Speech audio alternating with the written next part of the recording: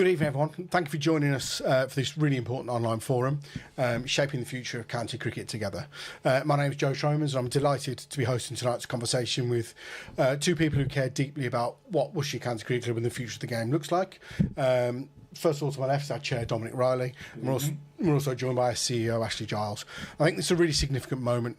The landscape of county cricket is under review, and potential structural changes could reshape how our domestic game looks over the coming years. So tonight really is about transparency, engagement and accountability, I suppose. We've invited members and supporters to share their questions and thoughts and comments in advance. We've received questions and suggestions from 22 people but please feel free to keep those coming in throughout this broadcast. If you watch on the club website, there's a submit your questions button underneath, and in the link on YouTube there's a link in the description as well. I think most importantly, we're here to listen, explain what we know so far, and to ensure that actually your voice is a really central part of this consultation process. So let's get underway. I mean, Dominic, to start us off, can you outline the process Worcestershire are going to follow in navigating these structural proposals, how we'll make those decisions and how members will be involved, really? Well, it's a game-wide consultation process, involves all 18 first-class counties, and it's been going on for several months under the Professional Game Committee, which is one of the ECB committees run by the counties, and they've been looking at a number of lenses and reasons why they might review the cricket schedule. Ash will cover those later, but as part of that, lots of different suggestions have been made by counties and individuals across the game. They've been considered by the subcommittee and then more widely by groups of counties, so we've been to several meetings together, Ash, haven't we, looking at various options. But the important thing for us is no decisions have been made by Worcester yet, and we want to consult with our members. We're a members club, 3,000 members, and it's important that we listen to the members and hear what they have to say. If I could put that in context, we've been to a lot of meetings, we've had a lot of discussions, detailed discussions about these proposals, so we do know a little bit about why they've come up and why we, as a group, we do favour certain options and we don't favour others, and we've made that clear in our communication to the members. But ultimately, the decision's open. We have a board meeting next week, early next week, and as part of that, we want to hear from members tonight in writing and comments, and then we'll take that to the board. We'll make sure they're all read and discussed, and we'll take that for final board discussion next week. So I hope that's clear, the process we're on, very much involving the members with a full consultation. Yeah, and Ash, I think Dominic mentions there that you've been involved in the steering group. What's your participation been like in that, and what's the scope of that group, really? Yeah, it's been a really interesting process. So on the steering group, there are a number of different representatives from different stakeholders. So we've got, I think, 5 or 6 of the chief executives, and they vary from category A, so the test grounds, and then through to category B and C, so the smaller venues and smaller clubs. We've also got representatives from the PCA, so the players. We've got ECB representatives, and we've got the guys who actually have to make this work. So some of the guys at ECB who actually have to make the fixtures fit into those 6 months. And at times through this process, it's felt a little bit like, what do we need? Well, we need more months, because we're compacting such a busy schedule into that summer period that it's just become more and more of a stretch. And our role really, and Dominic touched on it, we've talked for hours and hours and hours on end around the options, different ideas, different suggestions. There's probably nothing we haven't tried or put forward, all with the right intent. But then when you start looking at it through the different lenses, again, as Dominic touched on. Actually, should we get that slide up, actually? Yeah, let's have We've got a slide to share on lenses too. So when you look at, I think actually going back a step, it's easy for all of us to have a position on why, so we love red ball cricket, we love the shorter form, we don't like the 100, whatever it is, we will have a position. And what we've tried to do as a steering group, and I think what you've all got to try and do, is look through a number of different lenses as we do this. And this has sort of been the starting point for the steering group, and has come up regularly in the county consultations as well. So cricket performance, of course, within that, ultimately producing the best players. It's not our only role, but it's part of our role to go on and play for England, because we know still the majority of the money's in the game, and that is changing with shorter form and franchise cricket particularly. But the majorities of the monies in the game that are fed down to us as counties come from men's international cricket. So we've got to try and produce the best team to maximise those revenues. Of course, there's the audiences, and that's people who come to the ground and watch, and those who watch at home. All very important.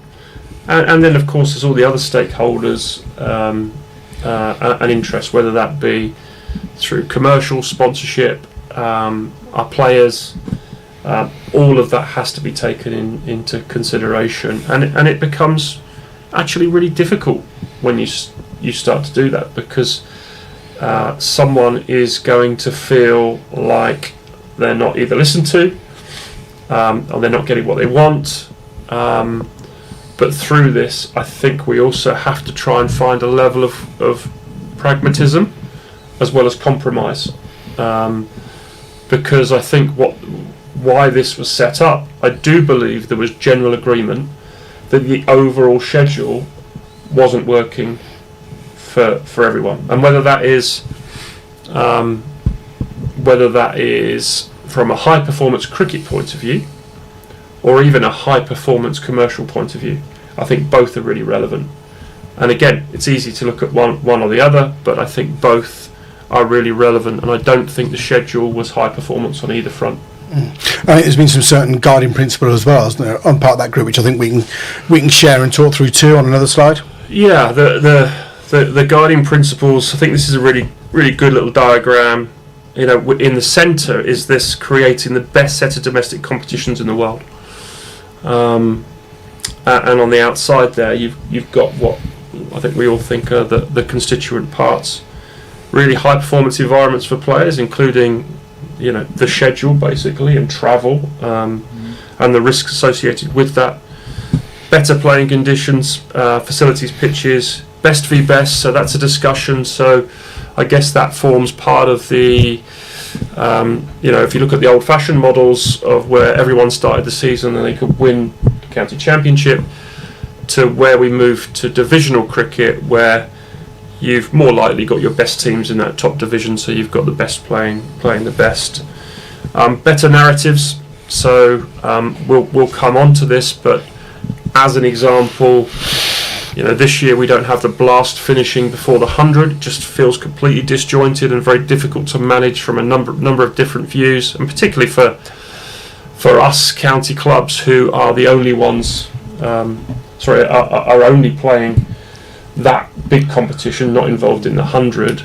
I think that's it's not a great narrative for everyone, and having some consistency in the schedule, and I think part of the plan is whatever is agreed to move forward with, that it's in place for some time, so everyone knows where they are and what they're doing, and ultimately, and certainly not least, on the outside of that picture is improved P&Ls. You know, we are ultimately a commercial business. We need to bring revenues in to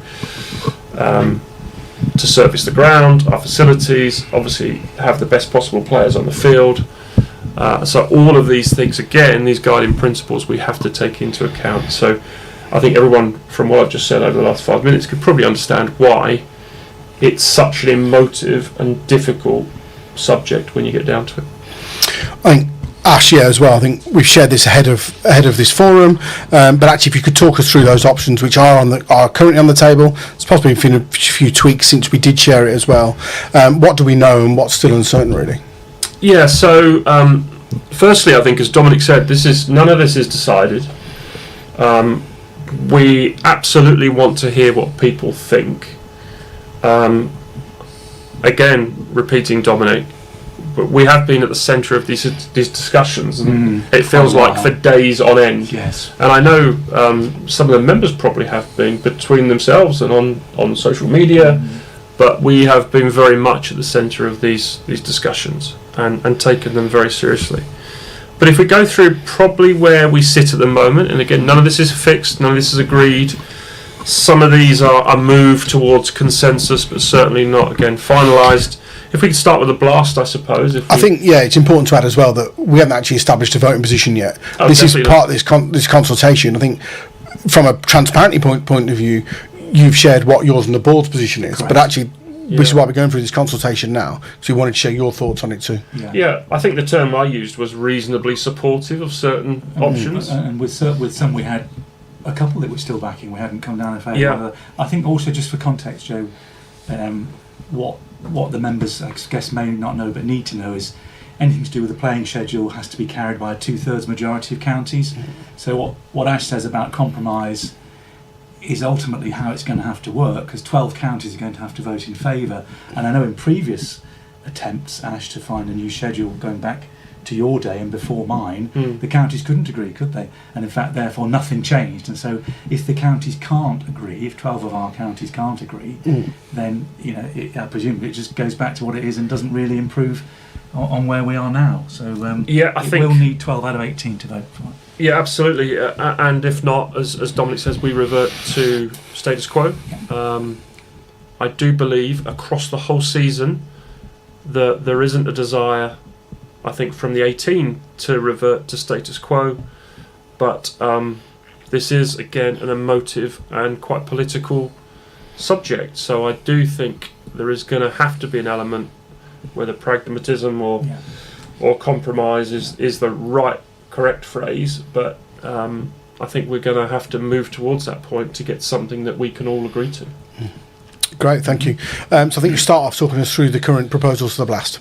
Yeah, so the Blast, and I have to say the Blast for us is, our biggest commercial vehicle. That's not underplaying Red Bull Cricket, but we know for Blast Cricket we can get people in the ground, and it's really important income for us, as we'll see in this coming Friday when we have the Bears here. That, of course, is our biggest match of the season. But reducing the Blast will be a difficult thing for us to agree to, because it is very popular and it is a very big part of our revenues. But I talked earlier about squeezing that competition into a very tight hole, and therefore not being able to play finals day before the 100, and therefore the issues with overseas players, etc. It does feel somewhat disjointed, both from a playing and commercial point of view. So there has been some talk about a reduction to 12 games, to 6 home games, but alongside that, the likelihood that we move to a more regional setup, certainly in the immediate time. So that regional setup of 6 teams, there could be 3 regions of 6, and for us could be us, Warwickshire, North Ants, Gloucester, Somerset, Glamorgan. So for us would fit well. For us would mean, even though we may lose a home game, the likelihood is we'd get some really good crowds in with those local teams. From a playing point of view, it would reduce the travel, which is an important factor. And so, that within those 3 groups of 6, you'd play everyone else home and away, so that's 10 games. And then actually to mix it up, you'd play 2 teams, 1 from each group, 1 home, 1 away, which gives you 12 matches. So, as we've said before, we would be reasonably supportive of that. I think one of the big factors for us is whether, as in you can see on the screen now, those groups rotate, how often they rotate. Ideally, I think for us, being selfish, again, our position, we wouldn't want them to rotate, because we'd want to keep those regions, those big games, because I really think Somerset, Gloucester and Glamorgan would all be really good attendances for us at New Road. Yeah, and I think to jump in, I think actually we don't want to lose a Blast game, but actually if we're presented with an opportunity with the restructure to create a better product, where actually we've got more derby games, we're playing against teams which are closer, actually there's some real benefits from that, both for the members having bigger games with bigger crowds, probably a better atmosphere and a much more enjoyable product, 6 games rather than 7, and commercial, I think there's a big upside that as well. Actually, I think we'll sell more tickets for 6 games in that better regionalised group than 7 with some teams which are further away.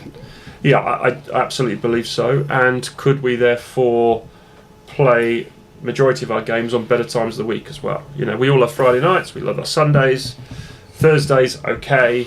Ideally, Wednesdays, not really. You know, we want to maximise. It's almost creating the best appointment of view that we possibly can. We know that's not perhaps every Friday, but if we make that a more regular appearance every week or every other week, then that's so much better for us. And I do believe having the competition finished before the 100 would also be really important. And I think alongside this, Joe, and we've talked about this a lot, obviously, with your role as commercial director, we need to revitalise the Blast. We really need to be pumping some energy and some money into the marketing side, particularly to almost do a relaunch, to really give it some energy. We've done well this year. I mean, we've outperformed most of the rest of the country. I would have thought some of the big clubs have really struggled to sell the Blast this year. And it's not us sitting and going, well, we're okay. We need the Blast to work for everyone. All stakeholders, and that includes our members, our players, our sponsors, all of that, our one-time visitors. And to do that, I think we're going to have to put a bit more energy behind it. Yeah, and I think that's where we can certainly work together with the other counties as well to try and support that centrally, so we can centralise from a national level as much support as possible to reinvigorate the Blast. I think it probably needs. We'll look at the figures, how they're going nationally. Yes, we've done really well and we've stayed above that. We moved a little bit further forward in terms of ticket sales this year, but I think we need to go quite a big step forward to rejuvenate it together.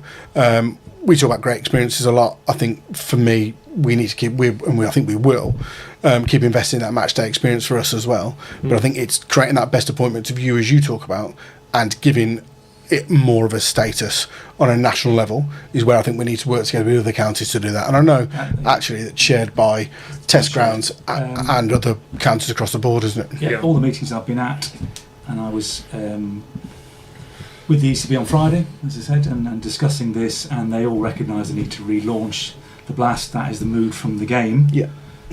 So alongside any restructure that would give us regionalisation, the potential to have more derbies and more ticket sales, get the event in before the 100 with a good final and good narrative, but also central funds to relaunch it is a big argument the game is asking for. So I think we feel we can, you know, as a group so far, we can get comfortable with the sort of concept and principle of a tighter Blast if we can get good crowds as we have been, and better games, better derbies, and appointment of you nights of the week when we're going to play.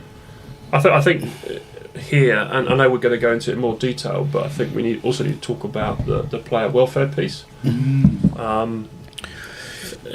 The tightness of the schedule, and I know people say, well, you're only reducing 2 days, but this is where, again, the whole picture comes in. It's all jigsaw, it all works together, whether it be, you know, the championship format, the one-day cup, and the Blast. But we've had situations this year. I know there was a situation for Lancs just a few nights ago where they got home from a match at 4:30 in the morning. 4:30 in the morning, and 11 hours later, or under 11 hours later, they were playing again. I mean, that's just crazy. And there's two sides to that. It's keeping your best players on the park for your members and supporters to view. And I believe that in that second game, 2 players got injured, which is in many ways it's irresponsible. But there's also just the plain safety factor of the amount of travel, when, how. Even if they travel by coach, many of them are going to then travel distances to get back to their homes at the early hours of the morning. And I think that has to be a consideration. We have to listen to the player's voice, and we certainly have to take note of it. So I think on that as well, the PCA have released a huge amount of information on players' feelings and in terms of the schedule. How has that shaped discussions as well? And I think we've actually got a bit of a slide to share from PCA on the players' feedback too. Yeah, so players did a survey. Also, the PCA did a survey with the players, and the results quite stark, really. And look, what I do know is actually what some of the players may say to some of the members and supporters when they speak to them may be different from what they actually put in a survey that's a confidential survey. Yeah. And just to go through some of the points, so players feel the current schedule doesn't allow them to consistently perform at their best and create the best product for fans. 67% of players are concerned about current schedule impact on mental well-being. 83% of players concerned about current schedule impact on physical well-being. 72% think the current schedule is not conducive to high performance, and 77% think counties play too many days of cricket. Players think it'd be better competition if it finished before the 100. The players highly value the championship as part of the English summer, but believe it would benefit from an improved and fairer fixture list. So that goes back to that point across everything again, rather than looking at one thing in isolation. The other point is around, actually we've not mentioned yet, the women's structure. So the women's game coming in, I know we've had it before, but coming in a massive way this year. And therefore there is more cricket than ever to watch for our members and supporters. But at the same time, we've talked about the players, but actually when we start talking about our staff, particularly, and our facilities, that the extra pressure and workload. I mean, Joe, and you and I have looked through. There have been periods last year where our men were on the road, and you could take some time off at the weekend, which is rare in cricket. We know that's the jobs we're in. We seem to be every weekend now, whether that be men's cricket, women's cricket. We've just recently had England in the 19s here, and other representative cricket.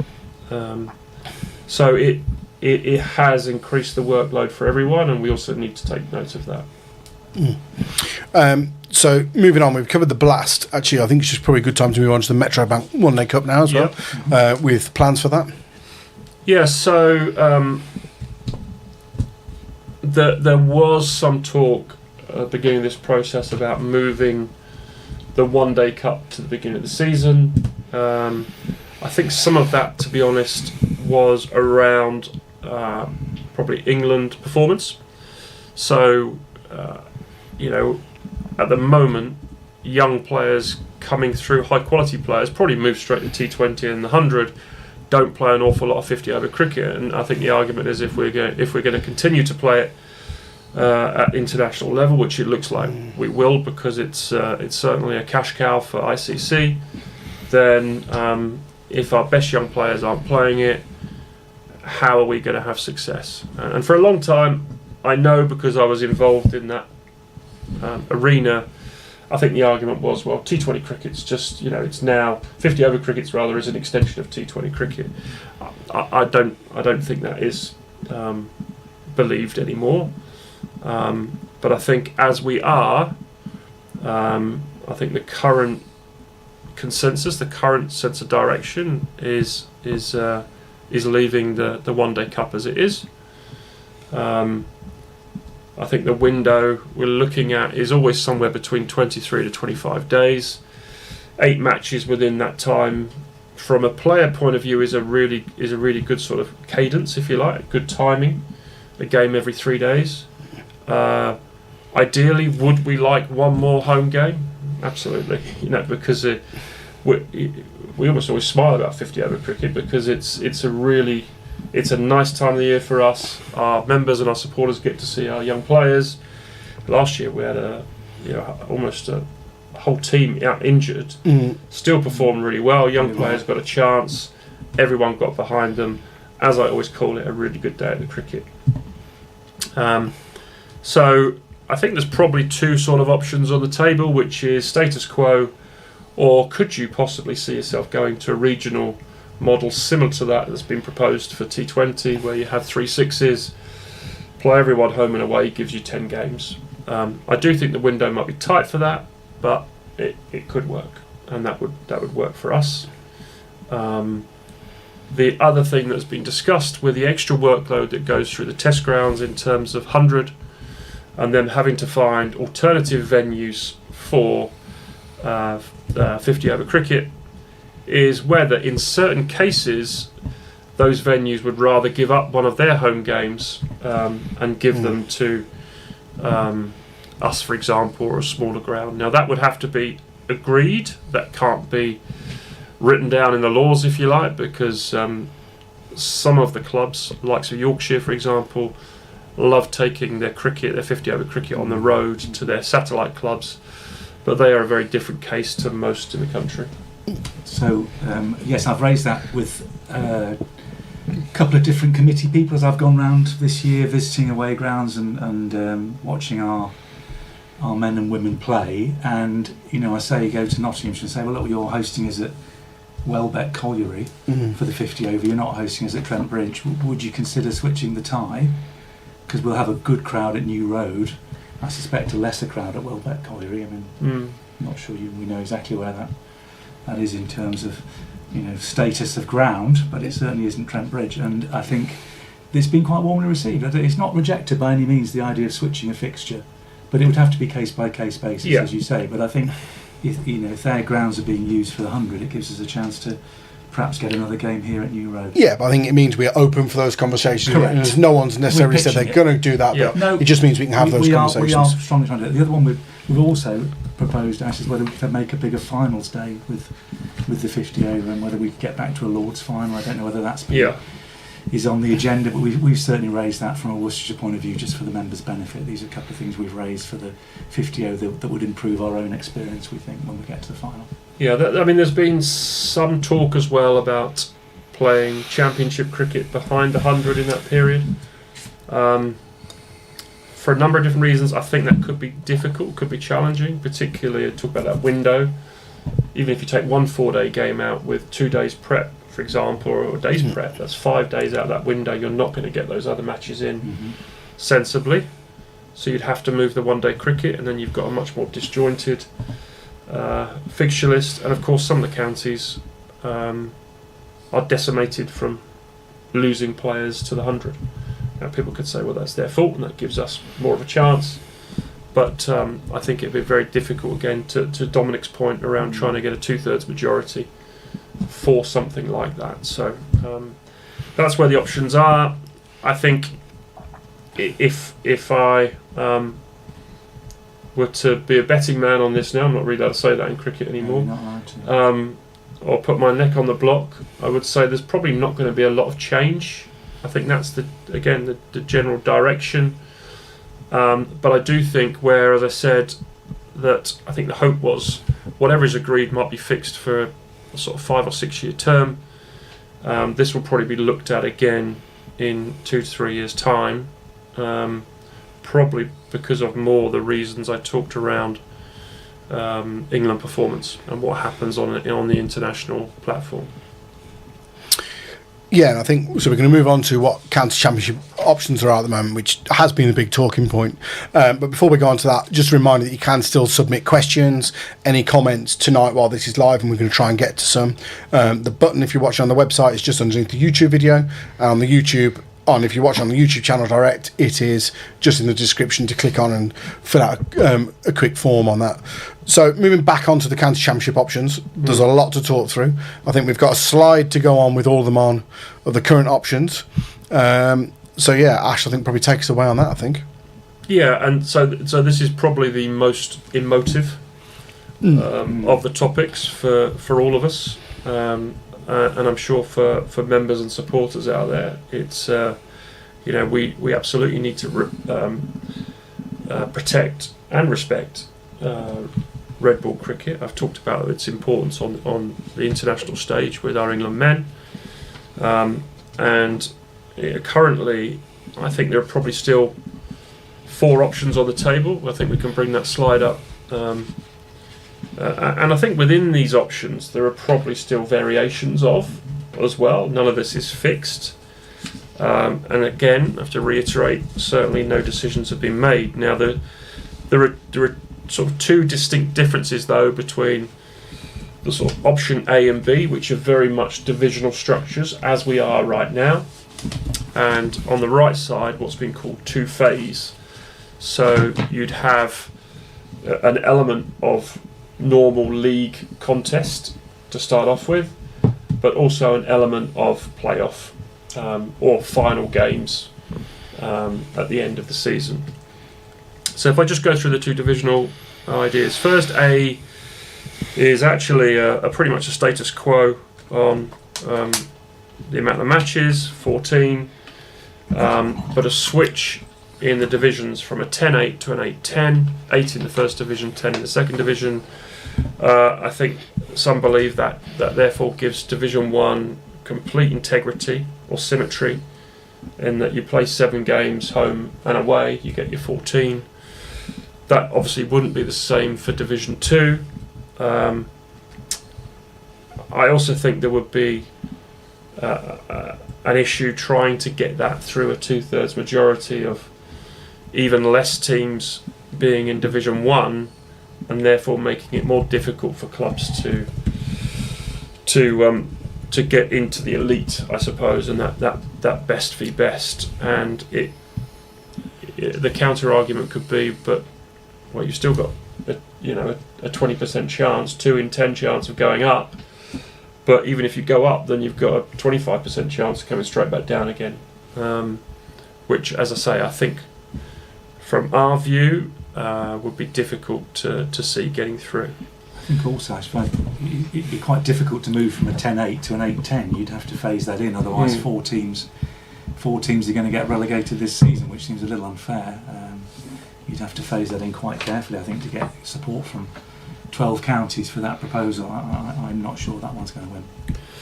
Yeah, and so if we could bring that slide back up again, option B is pretty much where we are, with just a reduction in the game. So I suppose both divisional options work from the start point of it's not really broken, particularly B. If we don't think the system's broken, then except maybe needing to massage the overall programme, and again I have to reiterate, this isn't just about red ball cricket.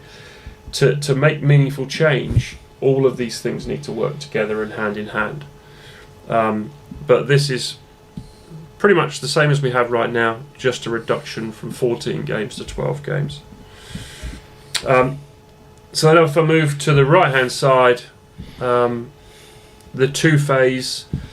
So C, if we can actually move on to, it might be helpful if we move on to the next slide that shows C in more detail. Option C, as you can see from this, it's quite a complicated slide. But, I think we will try and share this pack as well after the slides we shared, I think. Yeah. So from there, on the right hand side, you can see there's two basically side by side divisions of 6 teams, and then one lower division at the bottom. The idea pretty much now in C, and it's developed over some time, is that Group A would play everyone in their own half, home and away, and then play 2 teams from, so if in Group A you play 2 teams from Group B, 1 home, 1 away, that gives you your 12 matches. You probably play those 2 games at the beginning of the season to keep the integrity or keep the momentum of the group stage towards the back end of the season. The then second phase is a little bit more complicated, where so number 1 finisher in Group A plays the 3rd team in Group B. You can see how I'm struggling with this, and I've been looking at it a lot. My head hurts, frankly. Yeah. 1B plays 3A and 2A plays 2B. And that's a form of playoff, but basically all points are carried forward, and whoever has the most points at the end of the year wins the county championship. Yeah. In the bottom half, that's a bit easier to explain. You play everyone home and away. You play another couple of sides twice or more, rather 3 times, and then at the end of the year, you finish first, you go straight up, and teams 2 and 3 play off for that second promotion place. So reality is, at the start of a season, there are 3 of the 6 with a chance of going up or being in a position to fight to go up at the end of the year. So that leads to 13 games, I think, is roughly for those top teams in a season. Not a huge reduction. It feels a little complicated to me personally. And although I suppose you get a top point finisher at the end of the season, it's still not overly clear between the 2 groups how you. I think the feeling was they're trying to introduce, and Joe, you'll be well across this, to keep excitement for the end of the season. So with all these themes, the discussion that's been had is how do you keep great excitement as it comes to the end of the county championship season, so that there's a lot of games with things riding on those games, and that's why these options come up. I'm not sure that's a perfect solution. They were intending to have 3 playoff games, but then you can't schedule 3 games against people you don't know you're going to play at a week's notice or 2 days notice. So that's a refined version, but we don't. And I think that's a really important point, isn't it, in the playoff kind of system with scheduling further games. Whereas in football, and I think we've talked about this earlier on today, Ash, if you're not playing, your ground's empty. Yeah. If your first team isn't playing, that's not the case here, is it? No. So we've got that's right. the added layers of complication of the women's game we talked about and international cricket. So that's one-day international test matches that have to fit in those slots in certain grounds at the end of the year. And if these fixtures, if we got into a genuine playoff structure in the second half of the season, there could be situations where the majority of those grounds where people are supposed to be playing aren't available. Then we've got a real problem. So we need to be as well prepared in terms of fixture planning as we possibly can at the start of the year, because of the different formats, the different layers, the under-19s, test cricket, one-day cricket, women's cricket, men's cricket. It's there's a lot more traffic, if you like, than there would be in football. So that's C. And if we move to option D, the guts of it, if you like, are very similar to C, except the big difference is, so if we look at those 2 groups, A and B, Group A, so you play everyone in your group home and away. You play 2 sides, one home, one away from the other side. And then you get to the end of the season, and the top of Group A and the top of Group B play off in a final for the county championship. So a much simpler, straightforward model of getting to a county champion. Now, I think cards on the table, I probably said this at the in-person members forum, I've always been a fan of sort of first past the post, first across the line in terms of county championship, because I think across a season the best team over that, like the Premiership in football, deserves to win it. I think I said in our previous communication that we're reasonably supportive of option B. I think the same applies for option D. I think we're reasonably supportive that if we get to that point where we have both of the top teams in those divisions playing off in a final, there could be complications around the weather. Yes, we get that, but if we want to add that level of excitement and difference, then I say we're reasonably supportive of option D as well, and it feels somewhat more simplified than C. And in Division 2, or in the bottom 6, if you like, you still have that where there's certainly 2 sides out of 6 go up every year, so you've got a third chance of being promoted, which is better. So it keeps teams with that feeling that they're much more connected with that top half. And actually, as you start the year, 3 teams could be in that, either 1 promoted directly, but 2 in a playoff for those positions. So half the teams are battling it right out to the end. I think, sorry, I'm going to come back to you. I think this is a really important question to both of you, actually. I think you've kind of put your cards on the table and given your opinions throughout this. We put the written comms out and the members' comms as well. I mean, how difficult has it been for both of you to look at this actually through those 3 lenses, not just us as a club, but the player welfare and the game overall as well? Because it is about the 3 lenses rather than just one of them in it on its own. look, for me first, it's incredibly difficult. I'll start with red ball cricket. We don't want to just eat away at what is for me, it's still the pinnacle of the game. I was lucky to have played as much Test cricket as I did, and I still see red ball cricket as the biggest test, and with the right game, again, the best spectacle there is. I've talked about T20, that actually commercially, why would we want to reduce T20? Because it's very valuable for us. But we have to try and view through the different lenses, and particularly, I think we really have to listen to the game, and by the game I mean the players. They are struggling with this fixture list, and I do think we've been very lucky that we've not had.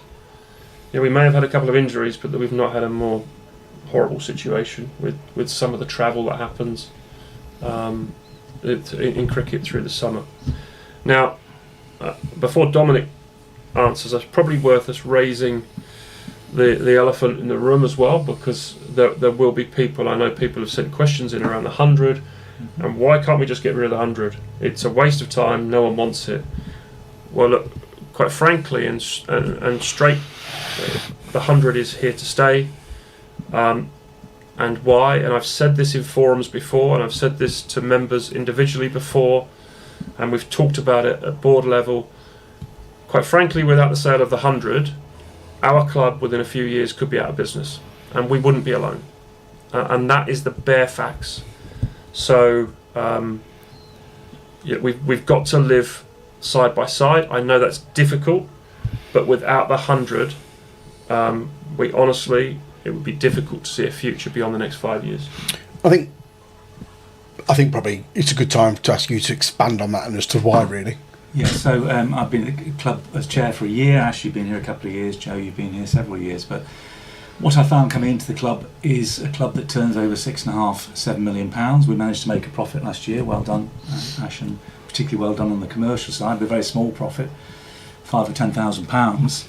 At the same time, with a turnover of 6 or 7 million, we've got 4.5 million of legacy debts that we've come into, and servicing those debts costs several £100,000 a year in interest charges, and really we're not in a position as a club that makes £5,000 to service a £4.5 million debt, right? I've run, I chair a lot of businesses for 20 years, and that is not a route to riches or a route to happiness, and it's a route to sleepless nights. So we had a good year, £5,000. Previous years the club's lost money, and it simply could not service its debt. The sale of the 100, the franchises, the 8 franchises, puts a double-digit sum of money into Worcester's coffers with very particular guardrails around what it can be used for. But the first of those is to pay off our debts and put us on a more sound financial footing. And without that, as Ash says, I fear we would struggle to service our debts in the longer term. We'd be still year to year, as we have been, Ash, battling to do the best we can. I think the team have done fantastically, by the way, can I say, on the field in the last couple of years, because I know how difficult it is financially to run the club and put the fantastic cricket out that we do, both on and the experiences that we do. So I think that is eventually that argument's finished, right? Sorry, the 100 is here to stay, and we do need the money that comes from that sale. That is non-negotiable. And I think while we're on it, Joe, I know it's away from the scheduling point, but there will be a lot about some of our performances this year in the county championship and even the Blast. I think we need to remind people what the reality is still. We're probably in the bottom 1 or 2 in terms of player salary bills in the country, and then I can hear people saying, well, why? Well, because of all of the things Dominic just talked about.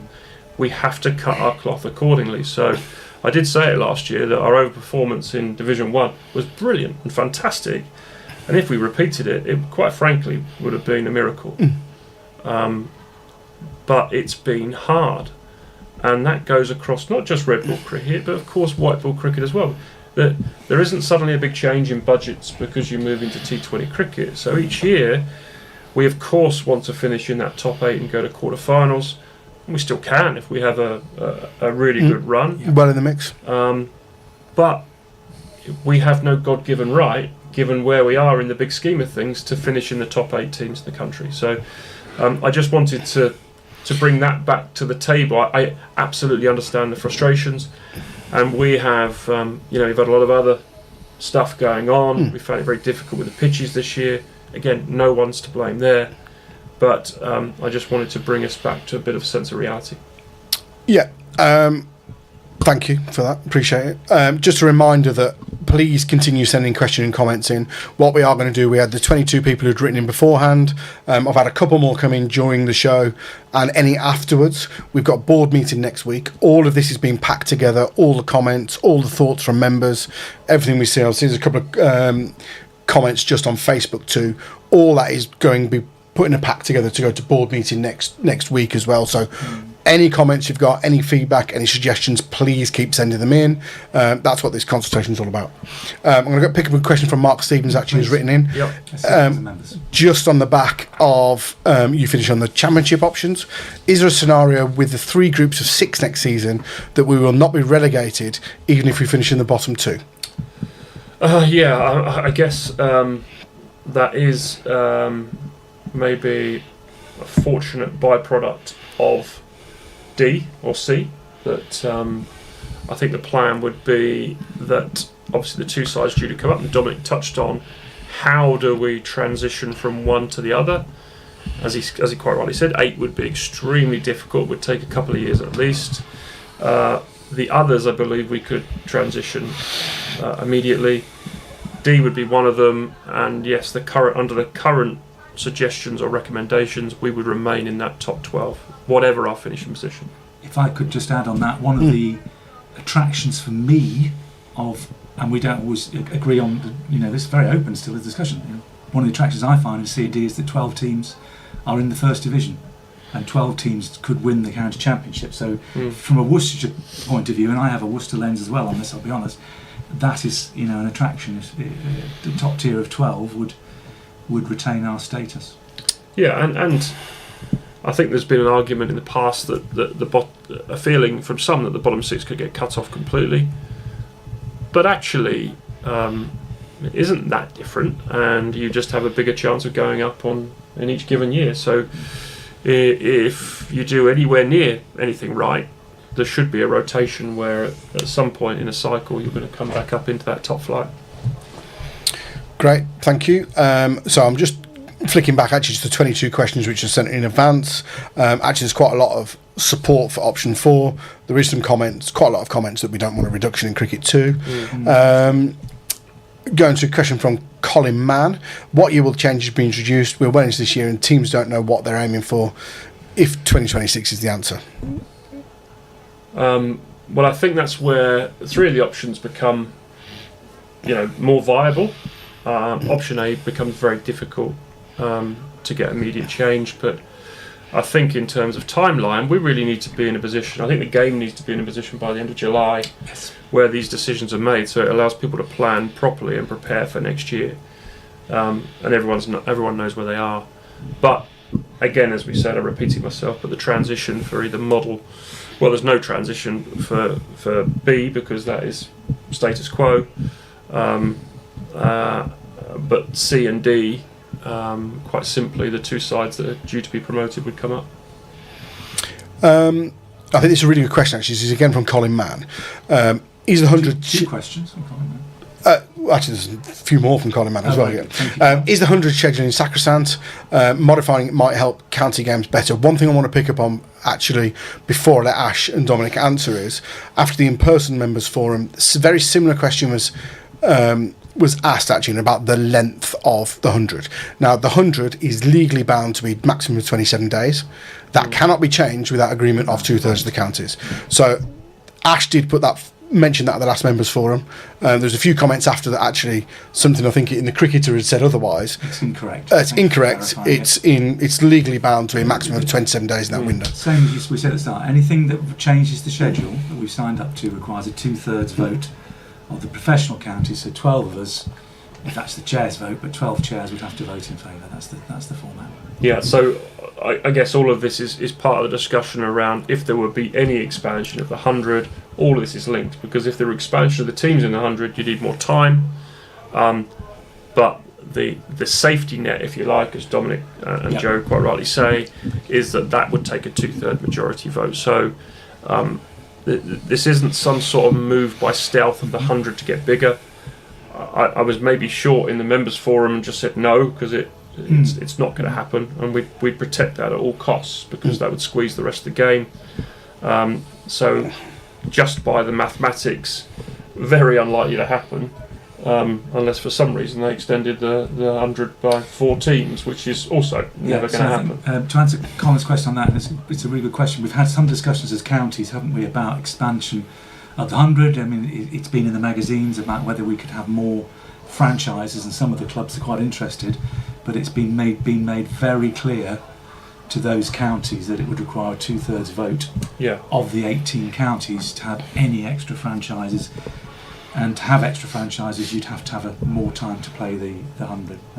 And so it requires a vote of the 8 franchises and a vote additionally of the 18 counties. Quite a high hurdle.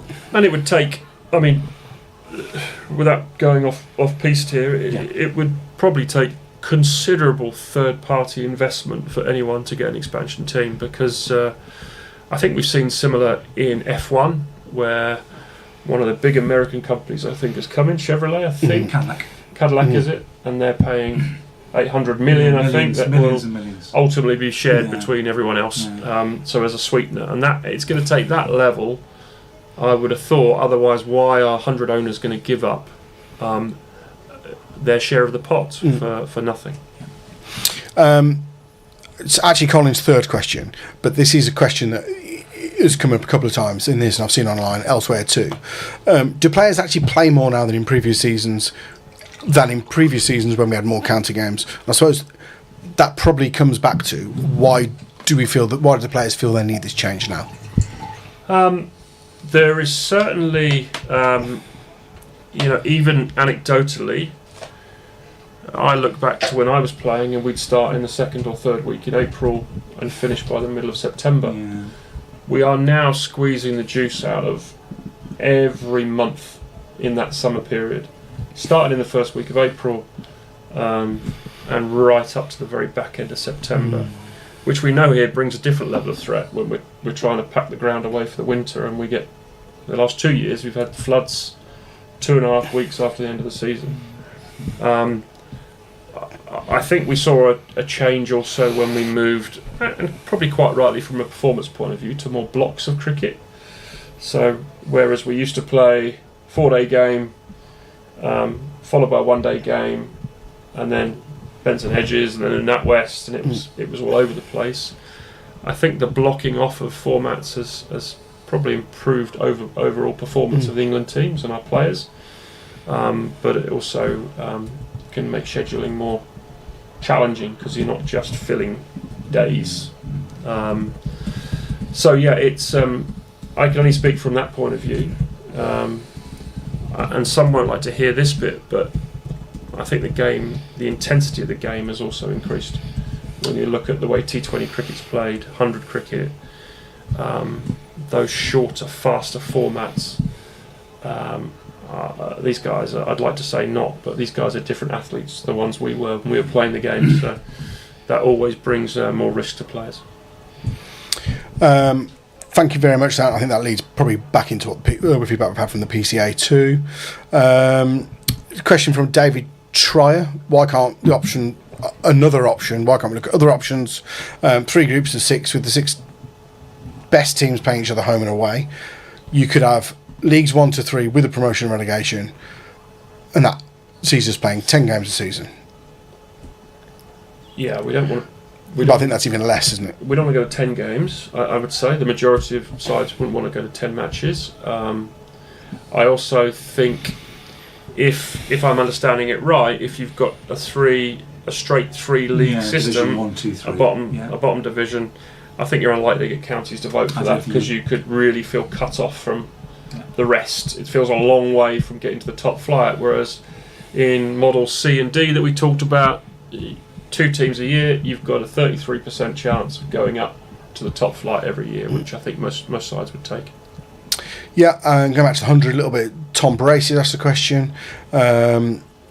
most people he speaks to have got zero interest in the 100. He feels, why are the ECB trying to reduce the number of domestic games rather than stopping the 100? I think we've probably covered why it's so important as well. Currently, the whole of August is taken up by the 100. Actually, we play the One Day Cup too, and we've spoken about how important that is to us here at Worcestershire. We should be prioritising what the fans want. Simply, the advertising that's gone into the 100 needs to be put into the Blast. Now, that is something we did touch on briefly earlier on, isn't it? Yeah.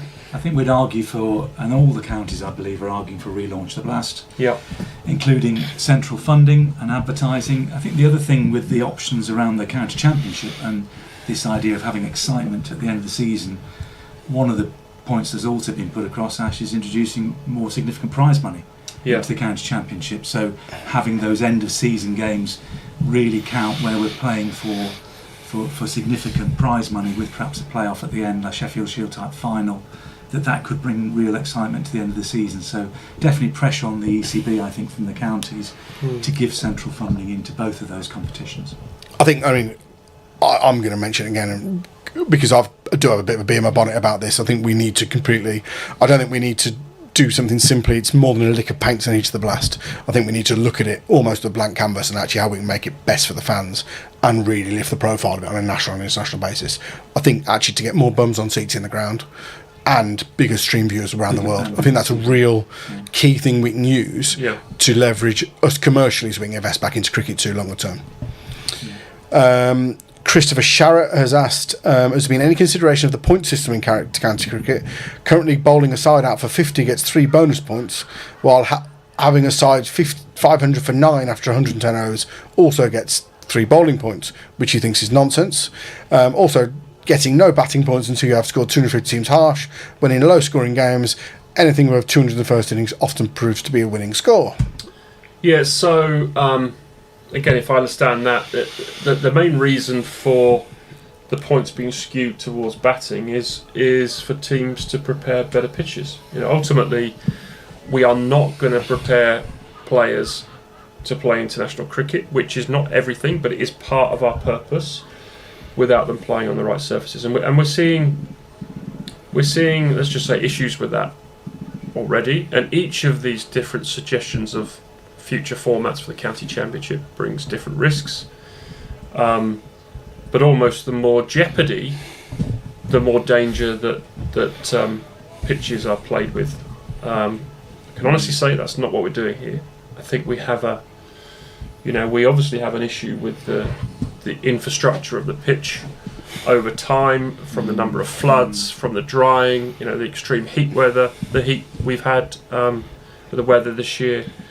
And I know people say, well, we've always had the floods, but we're not comparing apples with apples. The situation over the last 20 years has worsened, and it's become harder and harder to manage, which we'll continue to try and manage, but it's become much harder. But going back to the points, what you don't want is, if you bowl a side out for 50, you're going to get 6 bowling bonus points, because that could be carnage for the game. For preparing pitches for that sort of low score, it'd be carnage.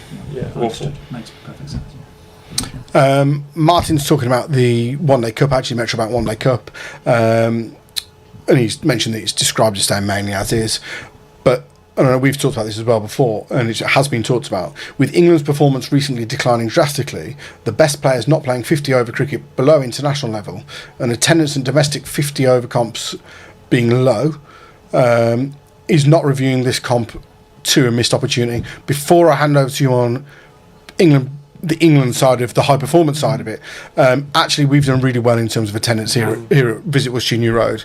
They've certainly been, Ash touched on it before, some great days out in the cricket. Feedback's been great. We've grown over the last 3 years those attendances quite substantially, and for us the attendance has been pretty good, to be fair. Yeah, totally agree with that, and we'll say it again, it's a great day out of the cricket, but I did touch on it earlier. I would be surprised if it doesn't come up again at some point in terms of England performance, if our young guys aren't playing 50 over cricket. And it's when you start these cycles with England, you look at 3 things really now: winning the Ashes, beating India as well has become more important, but then T20 World Cup and 50 over World Cup are the big goals in a cycle. You can't necessarily continue to win every day, but you want to build towards each of those cycles. So, our last performance in 50 over World Cup was awful. If we had another one, I could see some, either and both, maybe regime change and certainly review and a review of the domestic structure again. Yeah, for sure. We are jumping around a bit here, which I apologise for, but I'm trying to get through as many member supporter questions as we can. I think all the members will be interested to hear what other people have to say as well. I think it's of interest to everybody. And again, I've just asked for an update on the figures. We had 1,300 people tune in so far. Fantastic. Please keep your questions coming in. Again, if you're on the website, there's a submit button underneath. If you're on YouTube Direct, there's a link underneath as well. Please keep sending your thoughts. David Rowlands has asked about what do we think is the best for longevity for smaller counties that have no test ground.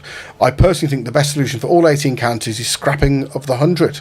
It serves no purpose for smaller counties, the England team and the good of the game. It's got to be scrapped sooner rather than later. Well, I think we did deal with that. Financially, we can't do that, so we need the sale of the 100 to put our club on a firm financial footing. We've got these legacy debts. If we can sell the 100, receive our share of the proceeds and pay off the debts, reduce the interest bill to zero, put some money in the bank even, it will put our club on a much stronger financial footing. One of the things I'm very keen to do as chair is start long-term planning. Ash, we've talked about this, and Joe as well. Over the last year, our long-term planning is been pretty much short-term planning about keeping the club profitable and what can we do year to year, even on the team side. Ash, you've done a lot more about getting longer-term contracts, but won't it be great when from the 100 sale we have some money in the bank and we can start to make 5-year plans both on and off the field and take a longer term view from a financially firm footing? Yeah, I think we need to turn the 100 argument almost on its head. Yep. That the monies we may get or we will get from the 100 sale give us an opportunity to build something sustainable, and that, I think, part of that will be, of course, cricket is always at our core, but to have a much more diverse business as well. We've also talked a lot about a second venue, additional venue, and that's an important part of that overall strategy. But not just being a cricket club. Yes, that's at the core of what we do, but we need to have a business that can try and make us money 7 days a week, 52 weeks a year. That's the absolute key, so that we remain sustainable. And the 100 money gives us that opportunity. Now we still want to invest more in cricket, absolutely, but what we can't do is follow perhaps what the rugby model was, and everyone tries to outspend each other, and that's just a road to absolute destruction and disaster. Our responsibility, all three of us, but I think Dominic and I particularly, as chief exec and chair, is the long-term sustainability of this club. That's the first and only responsibility for us. If I could just come on that, when I came as chair, I said the three things we're going to focus on: governance. We've put a lot of work into governance around the board table and more widely. Financial stability, and the third is long-term planning as far as it is possible to do. And the sale of the 100 will give us a much greater opportunity for the third part of that, the long-term planning and the financial stability. So I'm afraid for those who oppose the 100, the sale of those franchises is vital to Worcestershire. Andrew Mercer likes the new regional T20 approach. He suggested a Drive to Survive style documentary series would help the Blast. Great idea, more for big things like that. Yeah. Cricket needs to put itself in the mainstream more. The 100 has done a great job. We don't have a 100 side. Great idea. Tim Jones has asked, can we hear from some of the players to hear their views, please? We have had a lot of feedback in from the PCA, which they've done through those surveys. He would like to know what's wrong with the current format. I think we've touched on that, actually. What changes would they prefer to see and why? They have fed into these options through the PCA and the steering group to make that clear on there, and what the benefits are too. Let me just see. Again, please keep those questions, suggestions coming in. I think it's fair to say, I think I'm okay to say, in the feedback overall from the players, I think they favoured option B or D primarily. That may have changed. That was a while ago, but I think that was their. They were the two that came out on top. But as we're seeing, this is a ever evolving situation. So Chris Hinton sent a couple of questions in. Why is there a concern for players' welfare when, if they get the chance, they will jet off to other parts of the world to play T20 or T10 leagues? Is the motivation more about money than games of cricket? No, look, I think that's unfair. They, I think this is a very difficult discussion for our players as well. I think they realised they're in an extremely privileged and lucky position doing what they do, but they also work extremely hard. And actually, we have a responsibility for our players' welfare and their safety. We're not going to stop certain players going off around the world playing franchise cricket, but that's by far the minority. We're not seeing a huge amount of that in this country. And our players particularly are incredibly loyal and supportive of the club. And I, for one, think we're very lucky to have the guys we do in our squad. Martin Rowley has asked if we have considered going down to 3 days for first-class games. Yeah, look, all of this was thrown around, as I said at the start, through the early days of the steering group. We talked about 3-day cricket, 4-day cricket, 5-day cricket. I think we thought going back to the years of contrived 3-day cricket, where you're manipulating finishes by so much, was just the wrong thing to do for the game.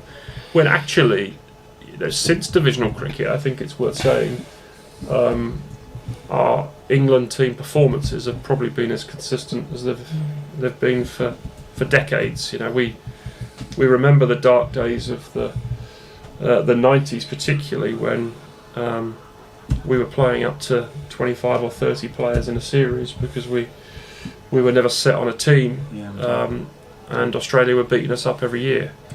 We've been much more competitive than that now. Since that time, we've obviously won the Ashes for the first time in 18 years in 2005. We've won the T20 World Cup twice. We've won the 50 over World Cup and multiple Ashes victories. So, different looking. I've gone around the houses a bit there, but I think the format of 4-day cricket has definitely helped that. I think this season as well, and last, the 4-day games have been some really good games, haven't they? With real action down to the 4th day. I think away at Somerset, we had a real 4th day battle. The last game out, Hampshire, wasn't it? Was a 4-day battle as well, where it went to the 4th day, and it's I think it's been a good format. Alan Barnes has messaged in. He has asked, have counties looked at the possibility of charging for watching the streams, maybe adding in a stream membership? I think we've talked about that. I mean, Ash, you can comment, but I know, Joe, you've looked at that. You might want to give your thoughts. Yeah, as commercial director. I think actually it was it was potentially the final members forum of last season. I actually said that's not something we're going to do in the short term. Actually, I think stream is an unbelievable tool to help us grow the game and get people into the ground. We are starting to develop in terms of using that platform for showing how good the in-ground experience is, and we're going to do that more and more going forward to help expand the game. I think YouTube and things are very, in terms of next generation and audience development, they're an amazing platform to use. But actually, let's open it up, let's get as many people on there as possible, but let's show off how much better it actually is in the ground and keep driving that people into the ground. Is there anything else I've missed on that bit?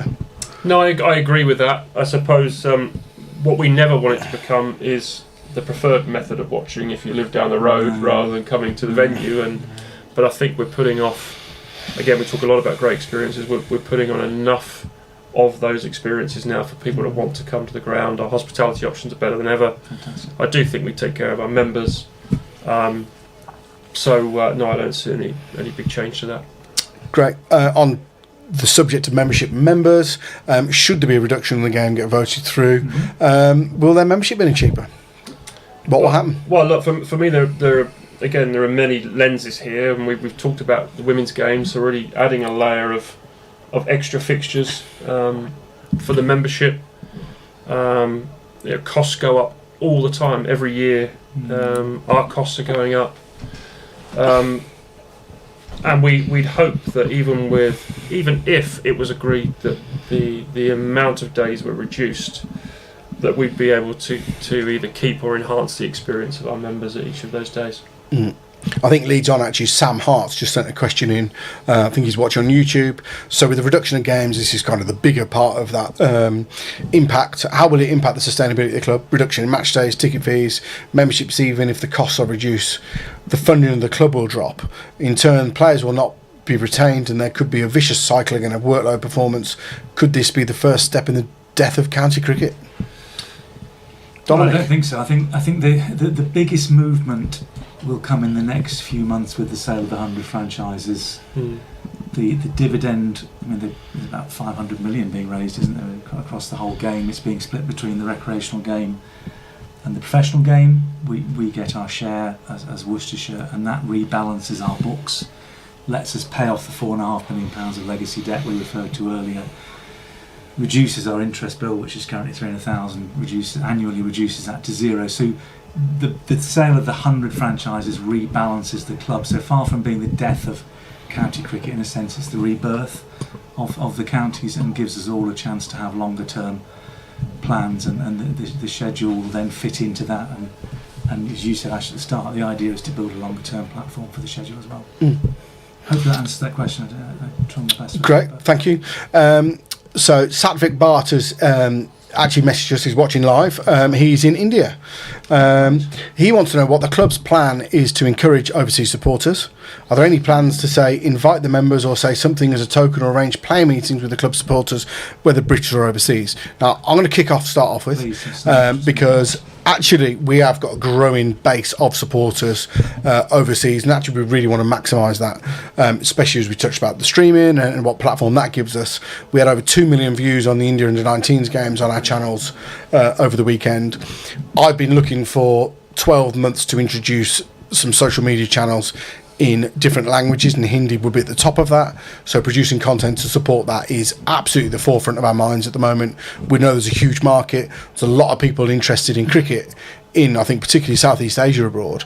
And actually, we want them all to be Worcestershire fans, and we want them to know about us. So we are looking at things, how we engage with that audience all the time, actually. And that's going to be kind of watch this space in the future on my side.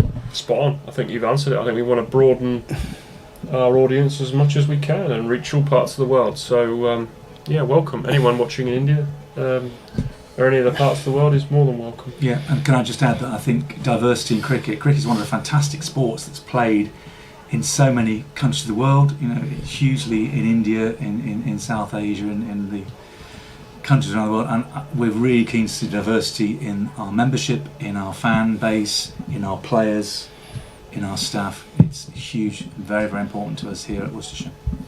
So please support us. William Goods has sent in a question. He's watching live. He feels there needs to be a breakdown of players feeling overworked is needed. We've got some players in the squad who've barely played. You get someone like Gareth Roderick's playing every game in all formats. He wants to know who, as a result, are feeling mentally and physically stretched. Just like the Club World Cup in football, the reduction for players should not even be a debate. I'm not sure where to start on that one particularly. No. Maybe not around individuals, but no, we can't talk about players more generally. But again, I think we need to go back to the PCA survey and look at it more holistically. Yeah, well, I think that, I mean, I've shared the survey results. They're not, they're not made up or lies. They are pretty clear that the majority of professional players in this country, and many of those will be young players who just want to play the game, feel, whether it be from a physical or mental point of view or too many days cricket, they feel quite strongly about this subject. I think the issues for us also, so there would be an argument, well, just rotate your squad more. Well, clearly the smaller clubs with less budget have smaller squads also, and even if we have similar squads, many of those players will be rookies, probably not ready to play first team cricket at this point, although as we've seen in the past, some of them do kick on. But we can't, and this isn't a Surrey dig. It always feels like we use Surrey as an example, but it could be Surrey, it could be Lancashire, it could be Warwickshire. The size of their squads, they can suck it up a bit more. They could rotate those players a bit more. They can have specialists in red ball cricket, white ball cricket. We can't afford to do that. Did you want to add? Just that I think one of the things you're very conscious, Ash, is how we develop our young players, isn't it? So it's not simply about rotating them into a 4-day game. You've always we always had this conversation with me about how Yeah. we're going to look after and develop our young players, and something you've got great experience of, and we're really pleased to have you at the club as both director of cricket as well as our CEO, and looking after Sure. the development of our youth players through Worcestershire. Very important to us. Tim Astley's just written in. I know he's been a member for a long time here. Are you concerned that the share of money from the South 100 is not being equally shared amongst the counties? Won't the richer host counties get much richer and we won't? Well, I think the simple way the things work out, and in the upfront sale, we will benefit more than the host venues, but the host venues obviously retain value in their share of the team. So in the long run, yes, it could be worth considerably more. This was a long discussion had behind closed doors by all of the counties at the time and the ECB. And quite frankly, there could have been a risk at one point where those eight teams went off and did their own thing if we didn't come to agreement. Now, it never got to that point. I'm not saying they by any means held the knife to our throats, but we had to come to an agreement. I think in the position we're in, I think we're pretty happy, given that we're going to have a considerable amount of funds coming our way, and again, we're very happy about that because it should enable us to have long-term sustainability. I keep coming back to that point. This is about Worcestershire going into the next 160 years, not just the next 10 or 20. So if I add to that, the debate about the split of the 100 money was before I joined as chair, was already determined. Although when I hear comments from the chairs of 100 hosts who say they're giving us money, I'd be very clear and make sure to correct them in short order that the 100 was always owned by the 18 clubs through the ECB. I think the general feeling is that the hosts would have liked more money, we would have liked more money, so I think we'd probably end up in a pretty fair position. Nice question from Mitch Wells, actually. Guys, I just wanted to ask, with the proposed reductions, etc., do you feel that could change, either for the better or worse, the quality of overseas players we in other counties could attract? P.S. Could we build Tommy Taylor a statue? What a player. Now, I know the social media team here will definitely agree, because some of the video clips we've had of him getting wickets have gone pretty viral and added to the stats there. So Tommy Taylor statue's been suggested internally as well, and it's not a bad idea, I think. But returning to the question, the scheduling, would that help us or not help us with the quality of overseas players? It could well do, and particularly in T20 cricket, if you're able to get the competition pretty much started and finished, maybe with still two championship matches in that middle block, but you're much likely to keep hold of your talent for that period rather than after the 100 you get to those knockout stages. Look, I think, and someone touched on the riches of cricket around the world, I think players want to come and play in England, and it's a great experience and development opportunity for them, but it is also quite gruelling to play day in and day out. So anything that manages that workload better for them, I think is going to be more appealing than the current. Great. Thank you. We've got a question which has been sent in by Anne Cowley. My partner and I are very supportive of the proposed changes to the Blast. We feel the current setup is tired and needs rejuvenating.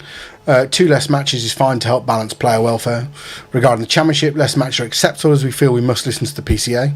The percent of stats and player concerns are indeed a worry. Option 4 seems good. And then finally, we'd like to repeat a comment on social media from a supporter who said, members are supporters, not professional cricket administrators. We are happy with whatever the WCC leadership team decide. We would like to hear your comments on our thoughts. Well, thank you for some very sensible comments. They are much appreciated this side of the table.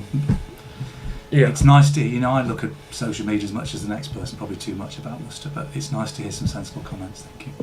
Yeah, and I'll add to that, and I said it earlier, Joe, I think we all understand this is a very emotive topic. Anything to do with Worcestershire cricket's emotive. I'm after spending 2 years here now, I'm more than aware of that. I think there are still some who think I'm the Warwickshire ninja, come to destroy Worcestershire cricket.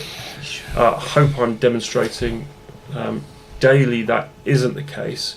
I think they're really good comments that were just made, and we are listening, and we've said consistently we want to hear your views, and we're getting the views. But ultimately, I hope you trust us, and by us I mean the executive and the board, our chair. I think we've got really good governance now that we will make the right decisions for the club and the game.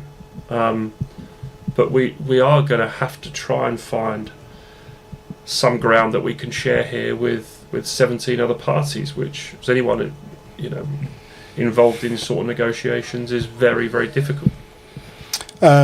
Great question there, and thank you. Jerry Thomas has sent a question in. He feels all county members should be allowed free entry to watch their county play away in the County Championship Monday Cup.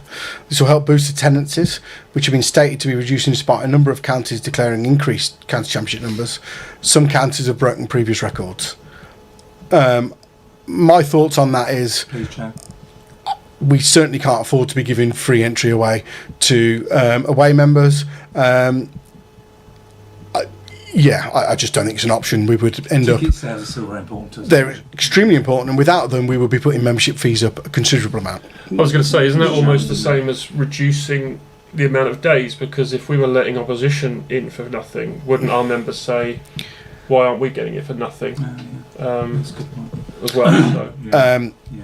And to be blunt, from my point of view, it's a complete non-starter. We need ticket sales.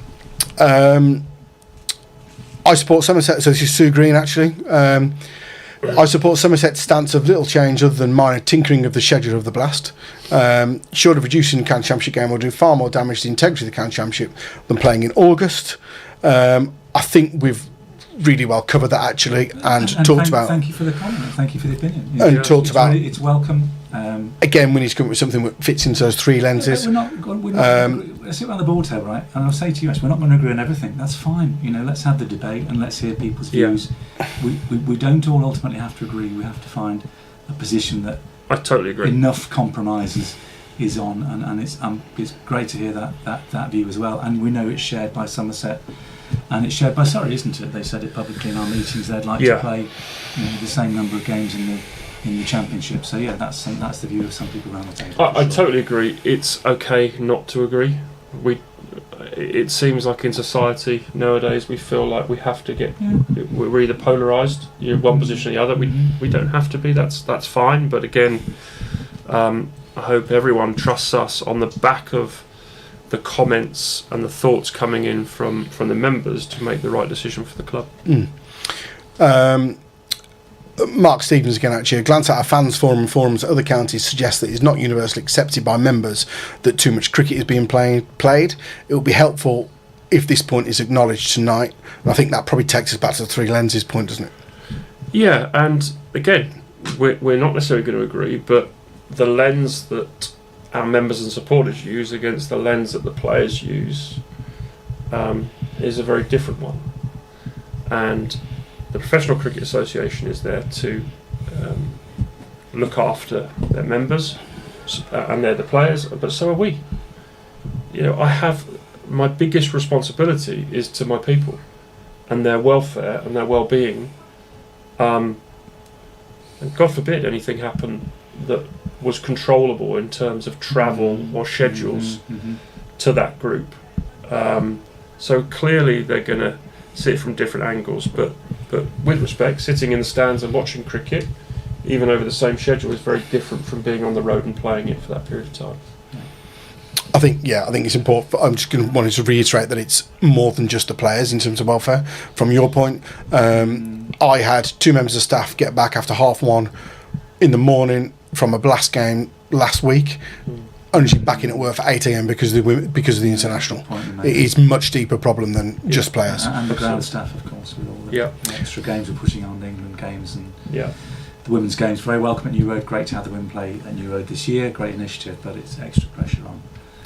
Ground staff. The other one I would raise, just actually, is player injuries. So one of the things that surprised me coming into professional cricket a year ago and seeing your reports that you bring to the board was the sheer level of player injury from the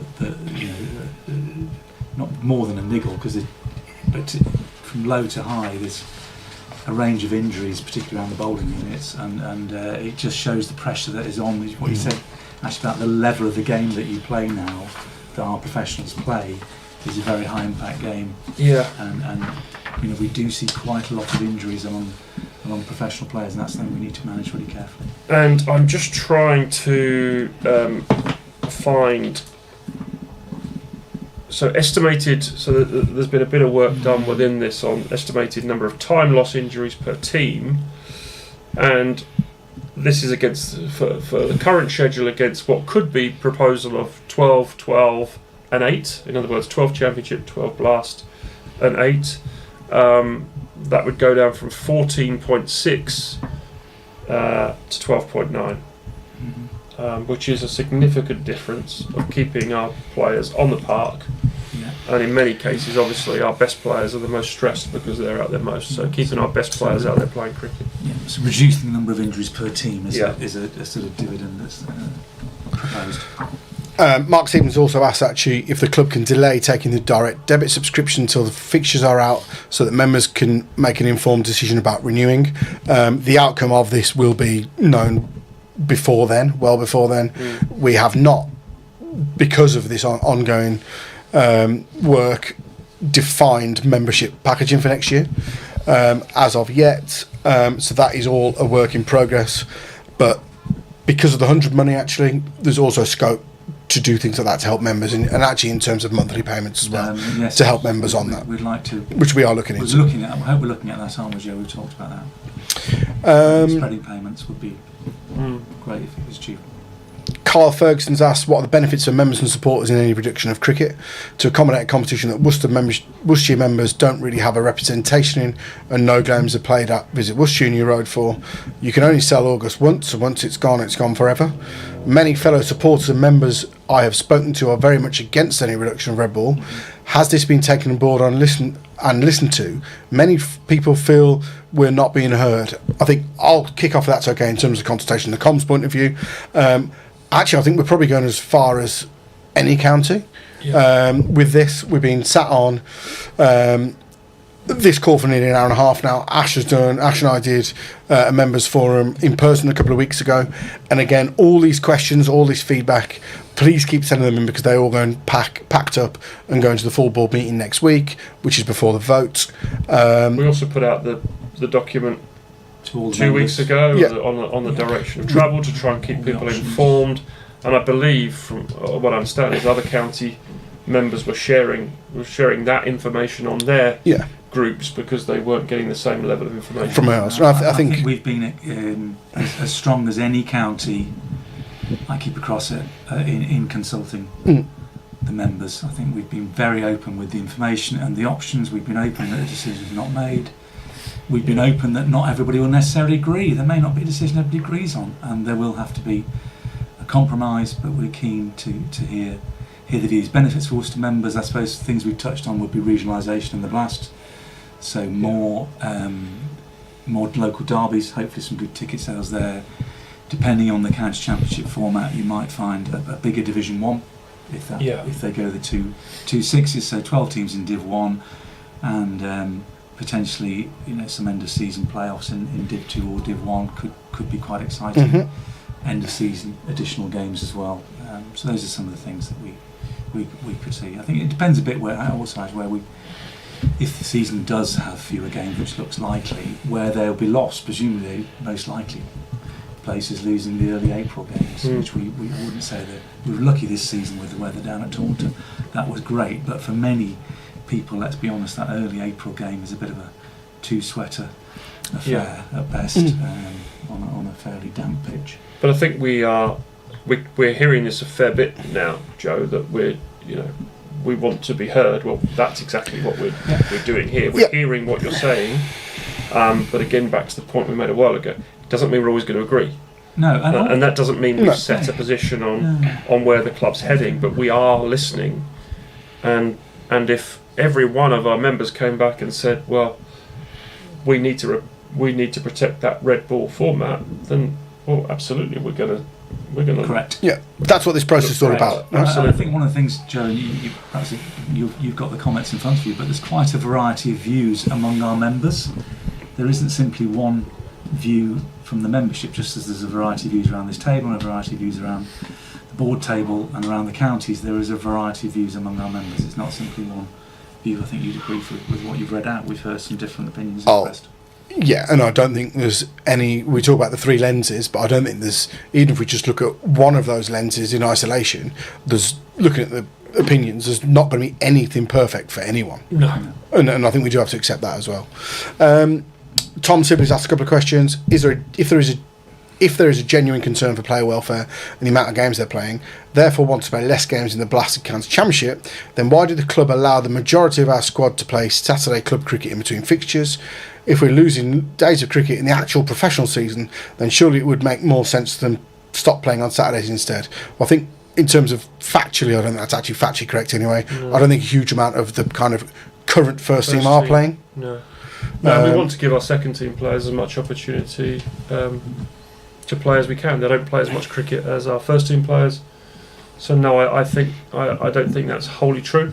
But again, listening to your view. I think Tom actually then kind of follows up with a question about Callum Parkinson in particular and travel around that, but then finishes it with, I love the club, guys, as you know, I just don't want to see it lost to the 100 in the ECB. But actually I think we've made that really clear tonight. If it wasn't for the 100, this club would have real difficulties in the very near future. Yeah, and I think with the sale of the 100, I believe Worcestershire will be a stronger club when the money comes in. I genuinely believe that, and we will do everything we can in our power to make Worcestershire a stronger club on the field and off the field. I don't think anyone expected, I know we've now laboured this point, I think some of the fears around the 100 could have been fair a couple of years ago, but I don't think anyone could have expected the sale of the 100 franchises to go the way it has gone. Nope. Which has given us so much security. Now, if that figure had been 4 or 5 million, well, okay, it's great, and it would keep us happy for a short period of time. But the amounts we are talking about, if we use them sensibly and properly, should again ensure our sustainability in the long term. A few questions in from Margot Wharton actually. First one being, how much influence on your thinking will our questions here actually have? I think we've just actually picked up on that point. Second question is, how much discussion has taken place as to how the options would work in practice? If changes are to be in place for next season, as that surely impacts on the decision, i.e. who is in what division or which part of the two subdivisions in the case of the top 12. I think we've picked up on that and covered that actually earlier on. It's simpler in those models than it is any others. And they've thought about how the allocations between the two divisions, it would be not alternating, is that correct, Ash? Yeah, I think that's described on the form. Yeah. Oh yeah, so the current 1 to 10 would alternate into the two divisions in the model of 6, so number 1 would go into 1, number 2 would go, and it would be... And again, we will share these packs afterwards. But that's how that has been considered. If there is a clear majority of members requesting an in-person meeting and or vote, would that be listened to, and is there even time now? I think we've kind of covered that. We have done an in-person meeting. We are still encouraging as many people in the next few days to send in thoughts, and that will go to the board so they can make an informed decision on where we're at on that. Dominic, anything more to add? That is the process as we see it at present. I think this is an interesting question actually. If players' welfare is part of the argument, no one would disagree that is important. What safeguards will we put in place that any additional time gained by losing county championship games will not be used to play at other levels or franchises?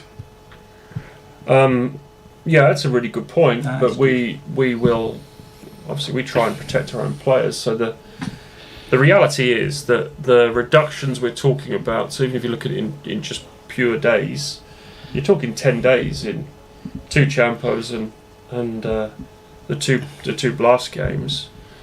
So as Dominic said, one of the outcomes of that may be we start a week later.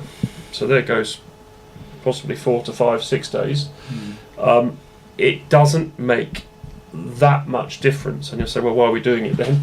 It just creates enough gaps in certain places, again, for it all to fit. So example, the Blast coming together from start to finish before the 100, playing more prime days, if you like, for the T20 as well. Your Fridays, your Sundays, which we really like here, and probably not just squeezing Championship cricket up so close to either Blast or other formats as well. But we're not talking about actually weeks on end that we're going to be able to play with here. So the movement of players abroad in those cases, no, it's not going to happen. Mm-hmm.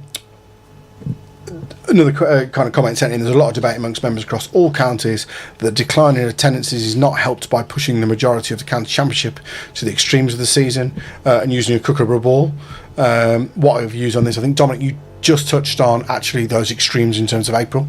Yes. Kookaburra ball is an interesting one, because I know I was on a call yesterday and I'm not sure the kookaburra ball will be featured pretty much after this season. Oh. Well, I think the intent is good for the kookaburra ball. So again, it's trying to improve the standard and make it more difficult for bowlers to get wickets, which should better prepare them for both different conditions if they play for England, play abroad, but just generally make it more tricky to get wickets. I think there feels like there is consensus, particularly amongst directors of cricket, that they'd rather see the back of the kookaburra experiment.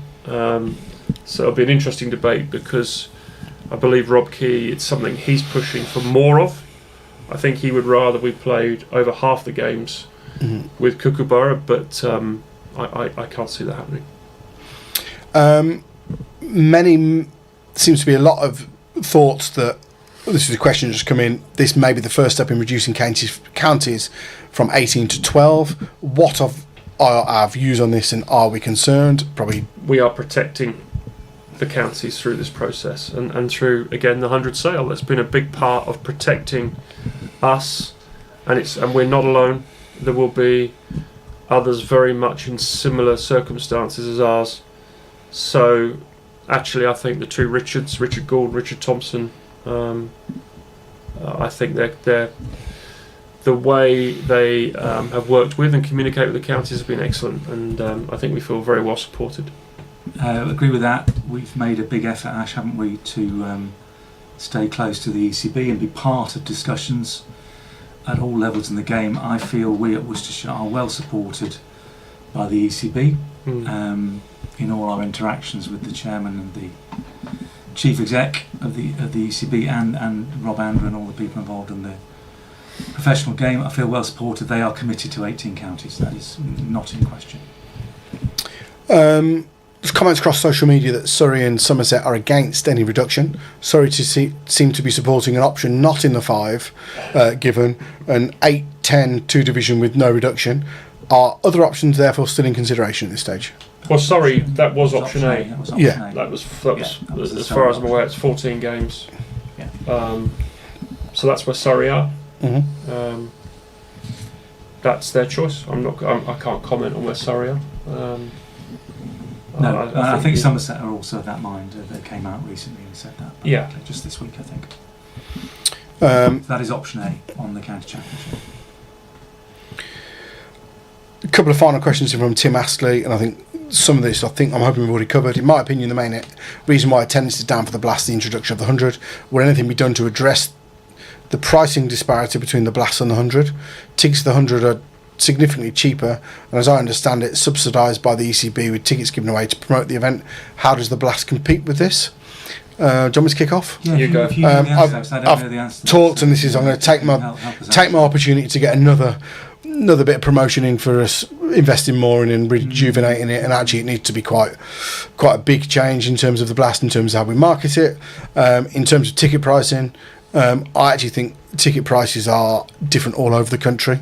I think probably there was in year 1 of the 100, there was a lot of free tickets given away, but they were given away in very certain areas to develop underrepresented audiences. I think it was really super specific around that was the case.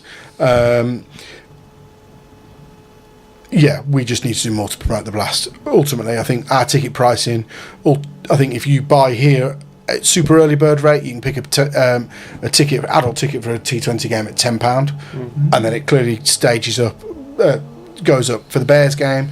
And when you buy tickets, I think the message from me is, the earlier you buy tickets, the better you are, which is probably the true marketeer in me. Yeah. Anything to add on that?